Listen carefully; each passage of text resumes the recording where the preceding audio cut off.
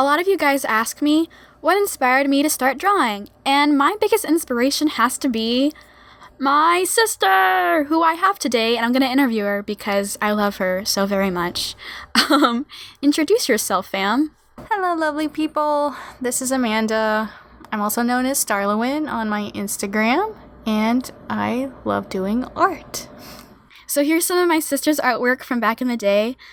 Fun fact, this is like 80-90% Crayola colored pencils, and like the other 10-20% is like this other brand called Prang. I don't know if they still sell colored pencils anymore, but how long does this take you? Like from the sketch to the finished product, like minus the breaks in between, just how long in general?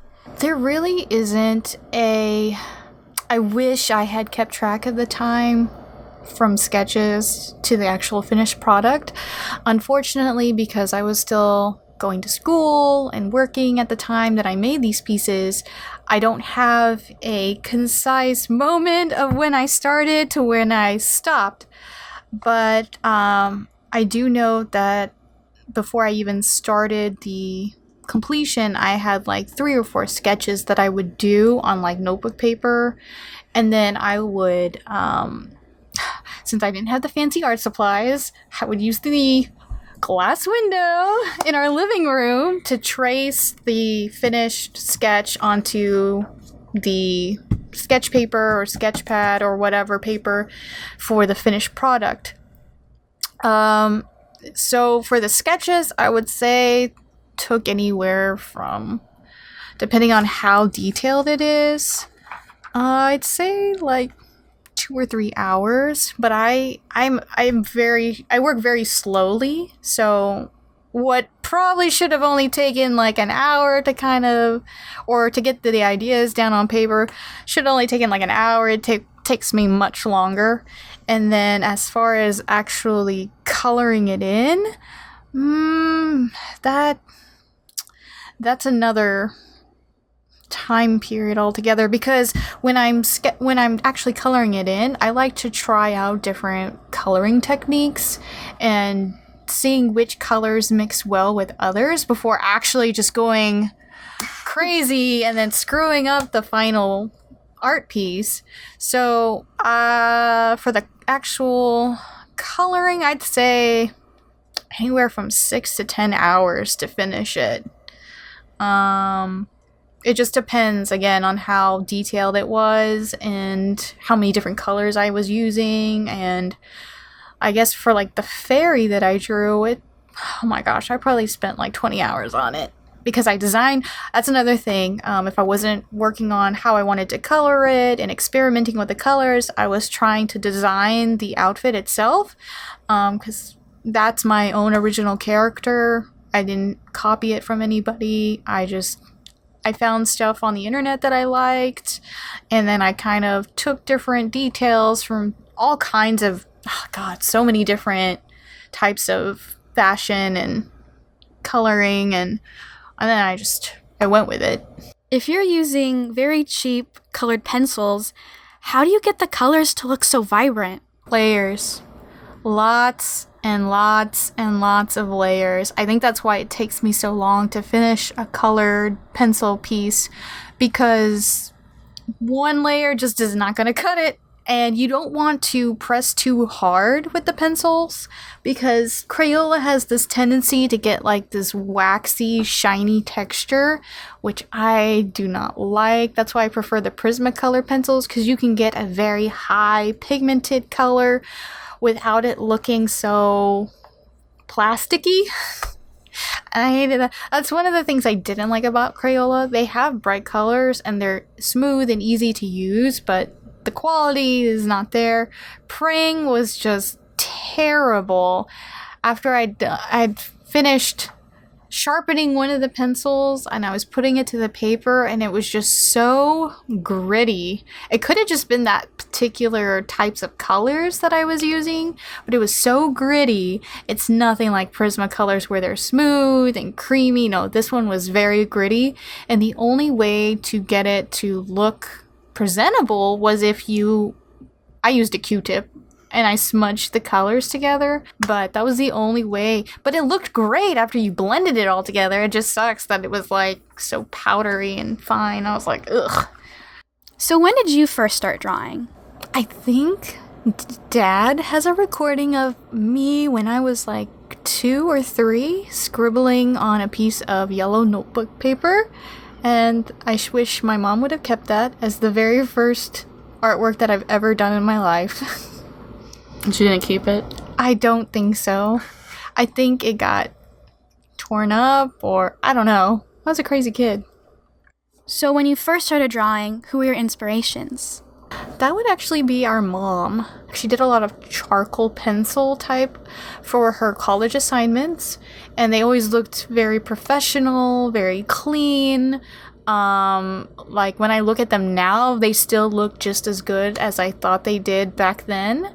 And that's a huge compliment, because as you get older as an artist, you tend to find out what actually looks better. Like especially with your own artwork, where you look at something and you're like, man, this is really good. I outdid myself this time. And then you look back at it 10 years later and you're like, this piece of shit was like, I thought this was the epitome of my art, my talent. So seeing her artwork even years later, and I'm still very impressed with it, it just says a lot that, her skill set was on par, like all the way. So who are the artists that inspire you right now? Oh, wow. I have so many. I actually used to have an account on DeviantArt, and I went by Giggle Star, but I've been on DeviantArt for years, and a lot of the artists that I watch, some of you might already know. Lowish, she also is on Instagram now. A lot of the Deviant artists have so far all moved over to Instagram, just because it was time. I think a lot of people have left that community, which is fine. I mean, everybody needs a platform to start off from. And DeviantArt has definitely been mine. So Lowish was one of them. And there's a Deviant artist named Kid Chan.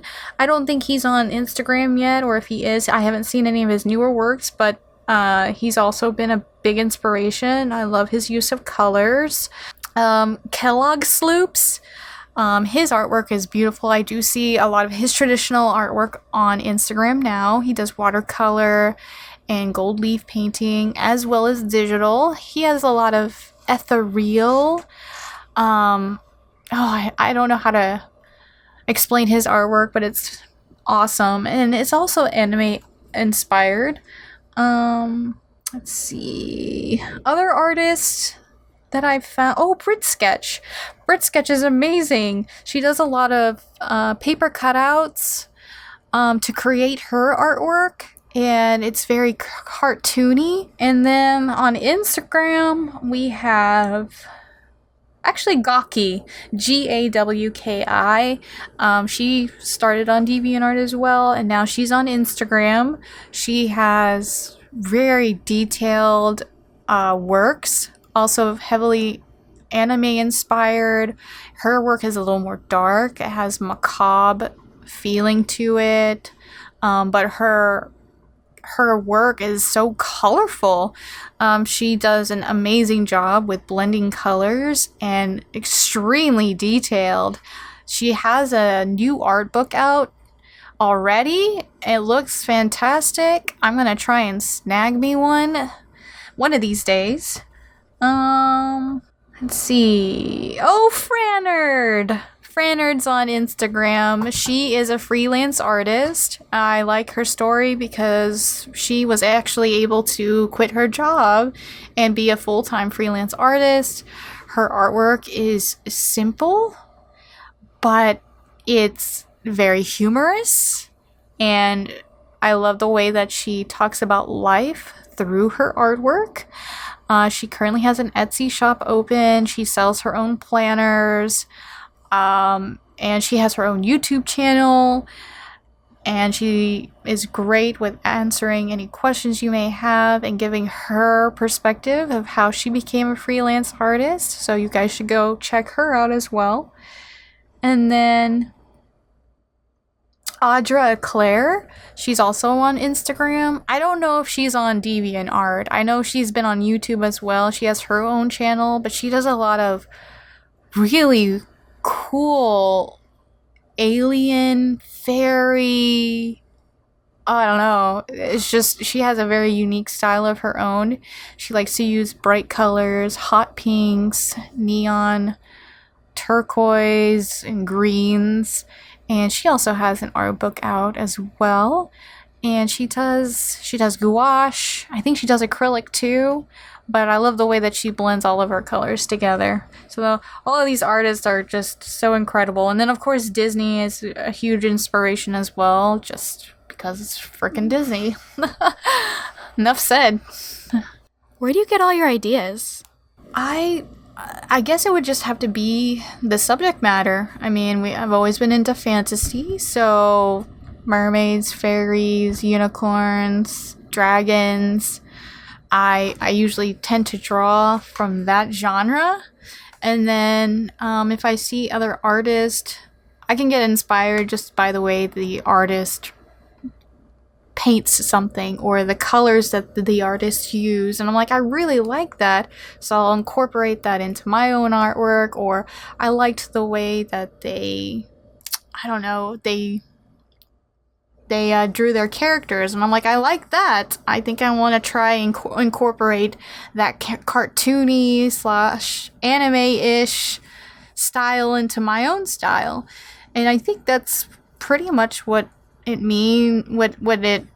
what happens when you're trying to find your own style and your own voice, is you find things that you admire and really inspire from other artists' artwork, and you try and incorporate that into your own, and it becomes very unique rather than copying their style altogether. Or, which, I mean, I think I've copied a few art styles myself just so I could get a feel of, what worked for me and what didn't. But I'm not gonna like take their style and then go crazy and put it all over the internet and sell it, because that I don't like that.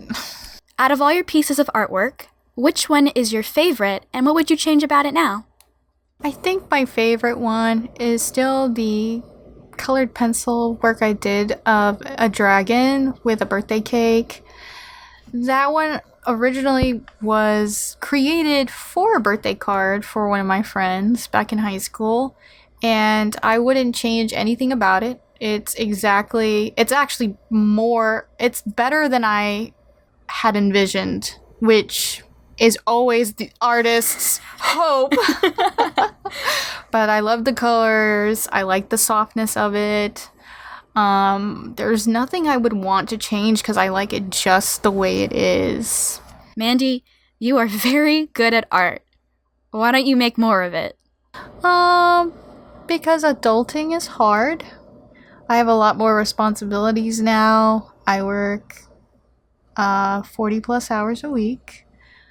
And I get home and I am pretty much exhausted. I would like to get back into it some more. But at the moment, I am trying to also work on my health, because I've been needing to do a cleanse and get rid of these food allergies that are wreaking more havoc than they should. And I want to have a more balanced life. Hopefully I can find another job working part-time, or one that's just not as stressful. That way I can be healthy, have a good job, and then be relaxed enough to enjoy drawing again, because I think I only draw on the weekends now, if I have the time. Well, if you didn't have to work, or adult for that matter, and you could do art full time, what kind of projects would you work on? Actually, I've been really thinking about doing gouache, trying that out, and oil painting. I've always been fascinated with the painterly style. It's just, I can tell it's very time consuming. There's a lot of layers. Requires a lot of patience for that kind of painting. And it's always a work in progress. There is an artist, her name is Kelsey Beckett, and she does a lot of oil paintings on wood, but I think she also does canvas, and they're just so soft. It's very soft, it's soothing, and of course it's absolutely gorgeous. And I like digital art, and I think that is the fastest way to get your artwork out there and get things done. But there's something about traditional artwork that it's a different feel that you just can't get from digital. I don't know how to explain it. I just know that in some instances, I'd rather have the actual canvas of a painting versus a duplicate copy from a digital work. And I want traditional work and traditional art pieces to still have a place in this world despite digital and graphic design artwork. But I don't think one is better than the other. I just don't want it to get lost. Just like animation that Hayao Miyazaki does, that kind of art is quickly dying. And I don't want that to die either. What advice would you have for all the young artists out there? If you really want to be a better artist, then you have to understand that I got to the skill set that I have because I spent a lot of time practicing and a lot of time observing, researching, trying new things. And not everybody is willing to put forth that much effort, time, and patience. So if you really want to be an artist and it's something that you really love and you are passionate about improving and continuing to create art, then that's fantastic. If you just want all the likes in the world, then this is not for you. Good luck with that. So that is all the questions I have for today. Thank you so much for letting me interview you. Well, Megan, thank you so much for having me. It's been great. I love you.